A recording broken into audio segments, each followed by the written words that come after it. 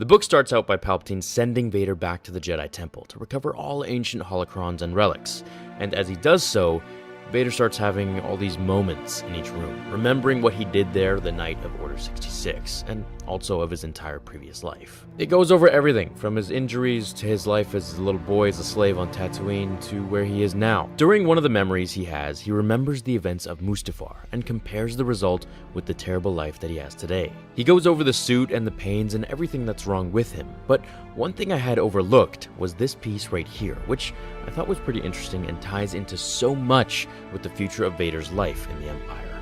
Here's the piece. Most of Vader's Anakin memories grew fainter by the day, but not Anakin's memories of what had happened here. They were as fresh as this morning's sunrise, glimpsed from the rooftop chamber in which Vader rested. True sleep continued to lie just out of reach, an object pursued in vain in an unsettling dream. He no longer had visions, either. That ability, that double-edged ability, seemingly had been burned out of him on Mustafar. So right there, the fact that Vader's abilities to have visions was burned out of him is something extremely underrated that he lost. When he was sliced into pieces, he lost so much of his full potential. We know this.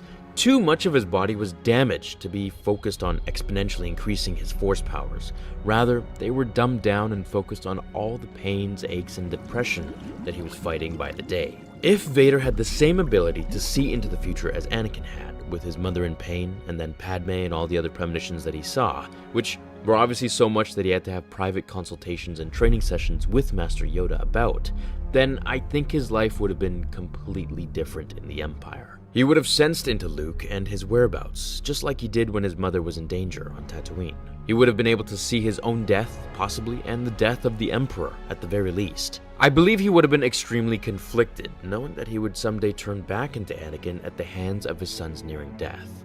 This would cause the Anakin inside of him that still lived in little fragments to come out quicker, I believe. If he had his visions, he would have turned to the light side much sooner than the way he did in Return of the Jedi.